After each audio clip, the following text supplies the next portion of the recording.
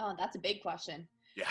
Um, Honestly, I had competed in organizations like Miss America as a teenager, and I got a lot out of them. I learned how to interview, I learned how to speak in front of a group, and I was always like, this is a really cool idea. You know, the word pageants kind of gets a bad rap for a lot of women because it's seen as that like toddlers and spray tans kind Yeah. of thing. Yeah. But looking at, what this offered me as a teenager and then moving into my adult life, seeing the scholarship opportunities that Miss America could offer me and the ability for me to advocate and learn so much really as like an experiential like job. I decided to compete kind of on a whim during my last year of eligibility, which started in 2019. And I was like, I'm just going to give this one good shot and we're going to see where it goes. And it went well. So, ladies, the new Miss America is.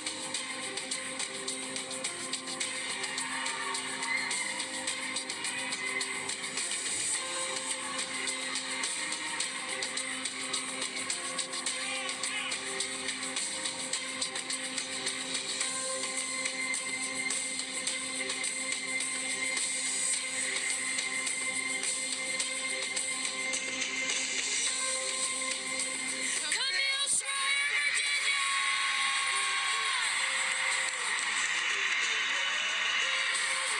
The new Miss America, Camille Schreiber. Congratulations.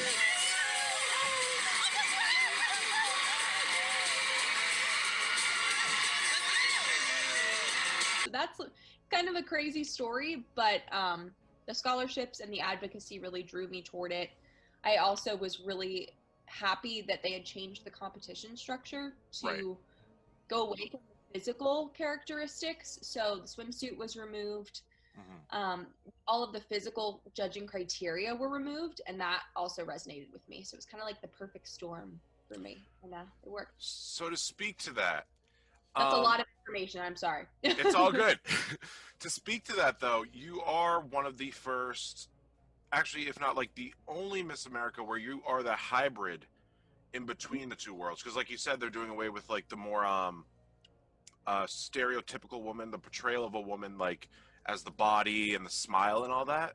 Yeah. But I think that's one of the things that pushed you to the win because you're looking at all the women and some of them, and it's nothing against them at all because again, like they grew up wanting to be Miss America and all that fun stuff, but you had your more head on your shoulders because if you look at them, it's the smiles, this. But if you look at you, you're just like that, like it's more down to earth, like easygoing. So, what advice would you give to like the next generation that are obviously like they're in the middle of that phase where they don't know if they should be portraying their bodies more because we have things like Snapchat, TikTok, Instagram, all these other social medias that are making them conform to the ideals of pressures by modern society to basically sell your body and you'll be successful, but you were the advocate that pushed against that. So hopefully all the women in America saw it that night because you are a perfect advocate. But what advice would you give to them in saying like, hey, don't listen to those voices. Like you got to try to just be who you are, as tough as that is. One of the things that I've learned a lot through this process is that there are a lot of women who are not like me in the sense that they feel really empowered in showing their body and their sexuality and this kind of like being that, always traditional kind of woman who wants to be seen as so beautiful. And I 175% respect that. If that's how they feel, I am all for that. But as someone who doesn't always feel that way, I think that you should be able to do both. So if you want to go in and compete as that woman who wants to show her body and wants to make that a focus, I am all for that. But also show the other things that you can offer too. It's not a one-way street. But then conversely, if you want to come in as a candidate who doesn't want to do that and really wants to be kind of more modest in your dress and cover yourself a little bit more and not have to compete in that swimsuit, then you can do that too. And I think that my overarching message for every single thing that I've done this year is to literally just do you. Like, don't fit in a box. Don't do anything because everybody else does it. even if you are doing what most of the group does, make sure that you're making that choice for yourself Right. instead of just conforming to what's around you. I think that's so dangerous for all of us in society to just do what everybody else does. And that's really my overarching message. But whatever anybody wants to wear and do, I am all for that. I just am glad that I got to do that too in my unique way. Very good. The last bit, because you are a huge advocate of STEM. Mhm. You pretty much are practically are STEM. Thank you. But no problem. Could you explain to the viewers and just why it is so beneficial to schools right now to have it? Whew. There's not any bad reason to talk about STEM. Okay. It's literally part of every single thing that we do every day. It's part of every industry. It's part of every job. Think of a job that seems so opposite of STEM, and I'm sure that STEM is in there in some way. That's what I love about STEM in general. And even when you expand that, and many schools do now, into STEAM, including the arts in that, it even makes that even more true, where all of these different types of subjects kind of come together to make everything, like Right. computers, technology, everything. And especially as we go into a more technological era. And quite frankly, I'm not really savvy in the tech piece of Right. STEM. I'm much more in the S piece. Tried the E piece, didn't really work out for me, but also you don't have to be great at every piece of it. That's the beauty of STEM, and that's the beauty of teamwork. That's the beauty of Got it. exploration. So I the biggest thing, again, my overarching message in terms of STEM is that science is around us every single day. STEM is around us in everything that we do. And even if it's not the career path that you hope to take for yourself, Right. it's important that we step back and recognize where STEM affects our lives and how it affects our jobs and how it affects our world. Now, not to contest it in any way, because it is Mhm. healthy to contest. Um, Absolutely. don't you feel though? It's like what Steve Jobs said that like Apple's DNA. What was it? It's in Apple's DNA that technology alone is not enough. That it's technology married with liberal arts, married Mhm. with that of humanities that can, I believe, like, Oh, wow. don't you believe technology needs to be invested in art in some way, to an Oh, extent? absolutely. Okay, 100%. I you're not mentioned that. definitive with STEM, but it's like you are supportive of the other elements. A lot like Miss America, where it's like if you want to do that, fantastic, but Yeah, so it's interesting that you say that because so I mentioned STEAM, and that is science, technology, engineering, arts, and math. And that's right, one of the great ways that arts are now combined um, into a lot of STEM, STEAM, that like when we're talking about like the technologies, they can't be there without those other liberal arts parts of it. right, And for a lot of students, so like I walk into a school as Miss America, right? And I'm talking about science, maybe I'm doing a science demonstration, but I'm very cognizant of the fact that not every student in that room is going to want to be a scientist right, or even should be, like that they have their own gifts and passions and talents that might be in a completely different field. But I think it's important that we all recognize the value in STEM, even if right. it's not something that we love. And sometimes I wish I was better at some of those liberal arts topics than Right. I am. So Because important. I believe this is, I love this topic so much because it's one of those things that it's an ongoing discussion because there's two perceptive views of it. And I'm pretty sure you're on the side that I'm viewing, which is just it's susceptible to all, but this is the definitive. This is the benchmark. It doesn't mean you disregard the others. That is the Oh, secondary view where it's like they feel like if they initiate STEM, they'll lose every other form of curriculum that they grew up with and all that. But how would you get that point of view across to them? Because again, living in the world we are now, with yeah. even without the pandemic going on, it's the anxiety of like if they hear it, it becomes the most apparent thing based on the media. So if they hear STEM and this is what it's for, obviously the voices out there will do. How do you get your message across? Of like this isn't what it. No. You know what I'm saying? Yeah. I think that when we think about, collaborative teamwork in so many different industries and making it apparent to not only students but teachers where each of their own subjects can intersect with STEM, because it's really like I realized this when I was in college. Like, okay, I have a science degree, right?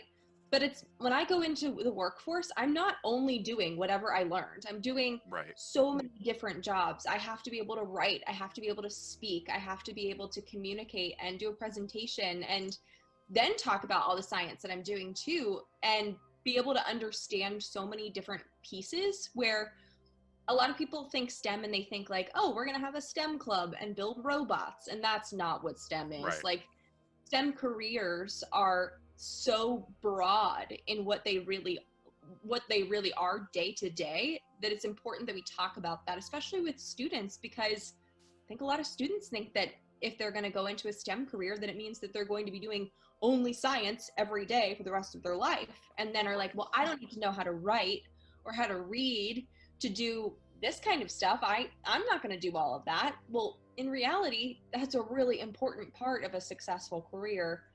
And we need to I was one of those students where unless you told me why that was important in the future for me, that I didn't really care. Got it. So I needed to have that like long-term picture goal of, you're going to use this skill in this way. And it made it more valuable and important to me. And I think that that's one of the things we can do for students to benefit them a lot. So to speak to your education, you went to Hun School of Princeton and you graduated with honors, and you briefly attended the University of Michigan, I believe it was, and then you transferred to Virginia Tech. Is Virginia Tech where you got your love for science from, or was it always kind of distilled in there? With like, it's interesting because you can see there's your life unfolding, because with Miss America, it was very interesting where they're like, oh, she has these degrees and she does science, and you're just like, I want to know her life. You know what I'm saying? Yeah. So is that where it stemmed from? Not to make a terrible pun. No, actually, I was a huge tomboy as a kid. Mhm. And I wanted to be outside in the dirt with like snakes and frogs, and being outside in nature was like all I wanted to do. And I think that that was my love of biology kind of coming out as a young person, which is pretty standard for a lot of kids, but it just never went away for me. And I continued to be really interested in science topics as a elementary schooler, as a young student, went to science camps, did all the fun, nerdy science things as a little kid. I have Right. a picture of myself dressed up like a mad scientist when I was like 6. Nice. So it's a lifelong thing. And I always say that I think I always knew that I was going to be some form of a STEM professional. It was just a matter of what career path I was going to end up taking. And I tried many different ones, some that didn't work out, some that did. But I always loved science. Like in high school, so you're talking about the Hun School of Princeton where I went to high school, I already, like when I enrolled, I was always taking the extra science classes when I could, taking honor science when I could. And that just continued. Science is all around us. I've loved science since I was a little girl, and now I have the opportunity to pursue the career in science that I had always dreamed of. Science is a talent, and it's my mission to show kids that science is fun, relevant, and easy to understand. Now, you've probably seen a bottle of hydrogen peroxide, maybe when you had a cut and used it to clean out the wound. Hydrogen peroxide is a chemical that's breaking down slowly all the time. Have you ever wondered why it's packaged in a brown bottle? It's because the light from the sun speeds up its breakdown, so it's packaged in a dark bottle to protect it from light. But light and time aren't the only things that break down hydrogen peroxide. Catalysts are chemicals that are used to speed up reactions, and what we're about to watch is the catalytic decomposition of hydrogen peroxide. But be careful, don't try this one at home. Now, in my flasks are concentrated hydrogen peroxide, food coloring, and dish soap. I'm about to pour in potassium iodide, my catalyst, which will start the breakdown. Now, this reaction is really simple. It only produces 3 things: water, oxygen gas, and heat. The heat is formed from the breaking of the bonds within the hydrogen peroxide molecule, and the oxygen gas is trapped in the dish soap, which forms the foam so we can see how far the reaction has progressed. Now, the next time that you see a bottle of hydrogen peroxide, I hope you impress your friends with what you've learned. And keep an eye out, because science really is all around us. So it stemmed from my childhood. Hey, threw it back at me. And continued. Yes. So, quick question though. Do you have the crown? Is it with It's right- you? it's right Really? next- Can I see? Could you put it on your head just for like a, I can. that'd be amazing. That's fantastic. It's pretty cool, right? It is amazing. That's insane that they let you keep it though. It's one of those things where you think they're like, and here's your crown, and then after the credits roll, it's like, No, it's cool because I will be able to have this for the rest of my life. Isn't And that incredible? a lot of Miss Americas, Forever Miss Americas, have like wonderful like display boxes for theirs, but often a lot of the women will bring it with them to events. Like if they're still doing speaking engagements, they'll bring this and they'll show it to everyone because everyone wants to see the crown. You're not the Right. only one. I was like, is there? It's a special piece of history, Right. and it's been pretty much the same style since the 1950s. So Nice. So we have 1 minute left, so I thought it would be fun if I just ask you literally brain dead questions that are super fun, rapid fire questions. So you ready? Okay. What is your favorite movie? Ooh. I don't even watch a lot of movies. I can skip it if you want. Let me come back to that. What's your Skip. favorite food? Ice cream. Favorite TV show? Breaking Bad. You mentioned you were nerdy, so what's your favorite video game? Or I've video- never played video games. What? Okay. I know. It's I've good. never It's good. That's the fun fact answer. I've never played a video game. Oh, well, that is interesting because not a lot of people. Yeah, that is very interesting, actually. Yeah. What's your favorite Disney character? But that kind of correlates with the movie, doesn't it? That's the movie. I'm gonna go Snow White because I think I am Snow White because I can call all the animals. There you go. There you go. That's an awesome answer. What is, and I'm spit riffing here, who inspired you the most in terms of literally your life? Like mine will always be Robin Williams. Like he Okay. set up everything for me. Who is it when you look at, there we go. When you look at, you're like, he is my idol, she is my idol. Like I imagine Disney- like, what's his name? The science guy. Like Bill Nye. Right, like someone who pushed you to want to continue. I think this is a weirder answer, I but I love think this. that mine might be Ellen DeGeneres because she is like, if you talk about like authentically yourself, that's Ellen DeGeneres, and I think that that's probably one of mine. All right, and the last one, I don't know if you could come up with it, but do you know what your favorite movie is?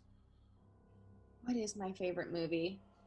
Oh Lord, this is a hard one. I know. Okay, here's a fun fact. I can't tell you the last movie I watched. Okay, so on that note, I guess we'll just end. But that's good. That's Sorry. good. It's all good.